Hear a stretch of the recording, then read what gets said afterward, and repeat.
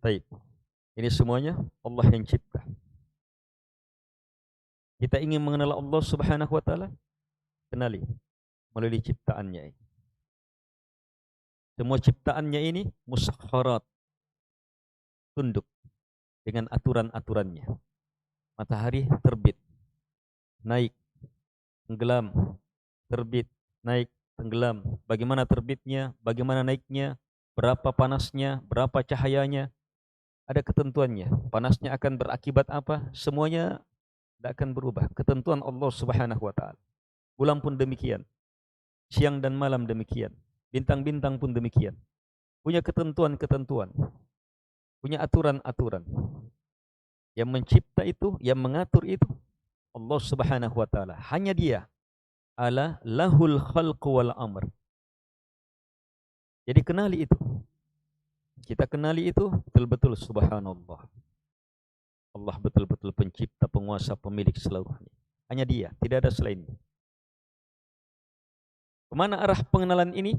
Untuk menetapkan bahwa Dia adalah Allah. Rob ini adalah Allah. Apa arti Allah? Yang maha berhak untuk disembah. Di sini, itu pendalilannya. Bagaimana mengenal Allah di atas? Mengenal bahwa apa? Allah mencipta. Allah Rabbil Alamin. Allah yang Rabb, mencipta, menguasai, mengatur semua alam. Di sini dirinci alamnya. Matahari, langit-langit, bumi, siang dan malam, matahari, bulan, bintang-bintang, seluruhnya Allah Subhanahu wa taala yang cipta, yang mengaturnya. Kalau kita kenal itu, maka kita akan melihat baiknya Allah, mulianya Allah. Lahirlah pujian. Yang hakikat pujiannya adalah menetapkan Dia semata yang berhak untuk disembah, selainnya tidak berhak untuk disembah. Kalimat Dia semata yang berhak disembah, selainnya tidak berhak disembah, itu langsung kita bisa pahami pada nama Allah.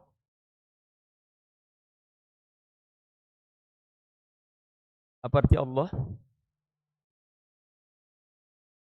Apa arti Allah?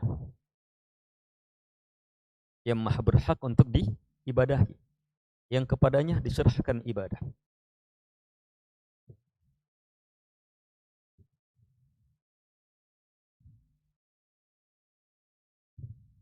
Jadi untuk sampai kepada ilmu bahwa yang berhak disembah tidak boleh selainnya,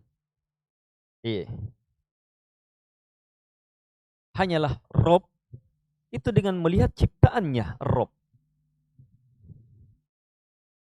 Hanyalah sang penguasa, itu dengan melihat rububiyahnya sang penguasa. Hanyalah yang memiliki segalanya, itu dengan melihat miliknya sang penguasa. Saat kita tetapkan bahwa Ar-Rabb, Dia semata yang berhak disembah, itulah Allah. Apa arti Allah? Yang maha berhak untuk diibadahi. Sudah. Sekarang praktiskan pada ayat ini. Lihat ayatnya.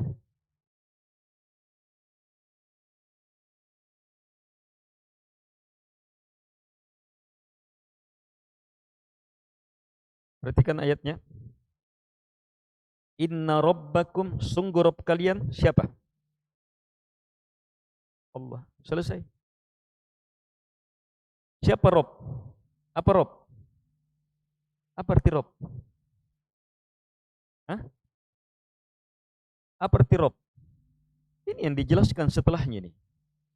Semua setelahnya terus itu arti Rabb. Siapa Rabb? Siapa Rabb? Yang mencipta langit dan bumi, siang dan malam, matahari, bulan dan bintang, menundukkannya. Itu Rabb. Rabb kalian itu Allah. Dialah yang maha berhak untuk disembah. Rabb kalian itu adalah Allah. Dialah yang berhak disembah. Apa arti Allah? Apa arti Allah? Yang maha berhak untuk diibadahi. Sungguh Rabb kalian adalah Allah. Apa arti Allah? yang kepadanya diserahkan ibadah. Selainnya tidak. Kalau begitu, inna rabbakumullah, apa artinya? Sungguh Rabb kalian yang mencipta kalian, menguasai kalian, yang mengatur semuanya, dialah yang berhak untuk diibadahi. Sudah? Baik.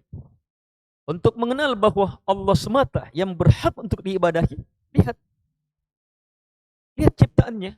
Lihat bagaimana Allah perkenalkan di sini. Sungguh Rabb kalian, dialah Allah yang berhak untuk disembah. Bagaimana kalian mengenalnya? Lihat apa ilmunya di sini. Alladzi khalaqas samawati wal ard.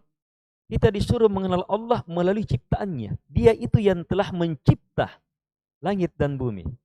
Jadi mau semakin yakin bahwa Rabb, dia semata yang berhak disembah, dialah Allah, maka lihat ciptaannya. Lihat langit dan bumi. Lihat bagaimana dia mempergantikan siang dan malam. Lihat bagaimana dia tundukkan matahari, bulan, dan bintang. Semuanya untuk kita. Ala lahul khalqu wal amr.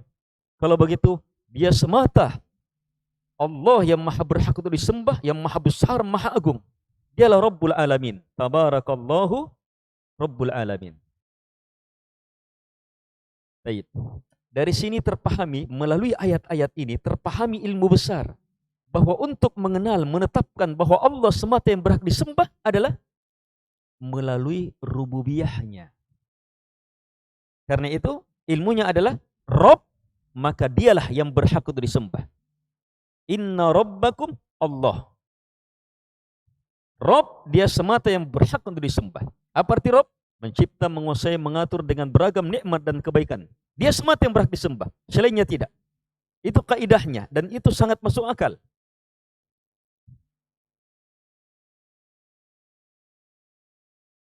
Karena itu di akhir lu beri kaidah umum. War-rabbu huwal ma'bud. Ar-rabb huwal ma'bud. Dialah al-ma'bud.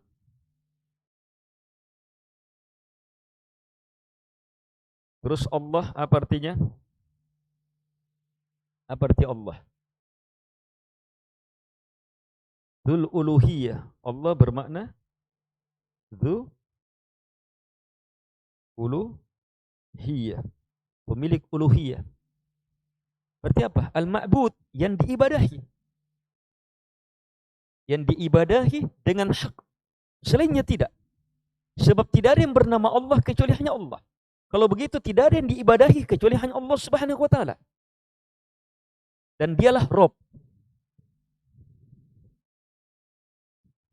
Dari sini ada orang yang tidak mau, saya tidak kenal Allah, saya tidak tahu. Itu kalian yang bilang. Tayyib, begini. Lihat ciptaan. Ada langit dan bumi. Ada yang mencipta? Iya, pasti. Ada sang pencipta. Ada yang mengatur? Pasti. Ada yang memiliki? Pasti. Tak mungkin tidak. Pengaturannya hebat, luar biasa. Itu bahasa Arabnya Rabb.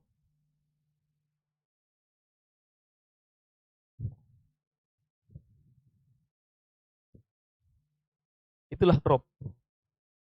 Rabb hanya satu. Sebab ciptaan menunjukkan hanya satu yang mencipta, yang menguasai, yang mengatur. Sekarang, setelah orang paham itu, maka sangat mudah memahami bahwa Rabb yang mencipta semuanya ini, dia semata yang berhak untuk saya rukuk, berdiri, rukuk, sujud kepadanya. Jelas? Sangat jelas? Saat kita akui itu, Rabb semata yang berhak untuk disembah, Rabb semata yang berhak saya serahkan padanya ibadah. Kalau begitu, Rabb adalah Allah. Allah artinya apa? Yang berhak untuk diibadahi, tidak yang lain. Itulah Allah. Dan nama ini nama yang melingkup semua rububiyah, nama-nama dan sifatnya. Sebab Allah artinya yang maha berhak untuk diibadahi. Karena apa? Karena kesempurnaan sifatnya. Karena dia Rabb, karena dia maha ini, maha ini, maha ini. Dengan segala maha yang Allah Subhanahu wa ta'ala miliki.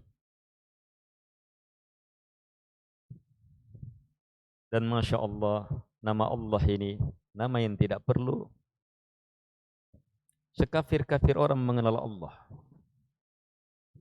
Allah. Semua orang mengenal Allah. Ini nama yang paling terkenal.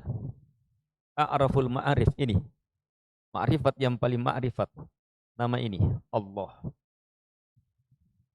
Dan apa arti Allah? Yang maha berhak untuk diibadahi. Kenapa?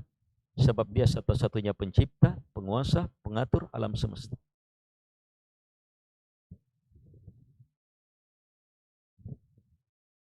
Baik. Cukup dulu.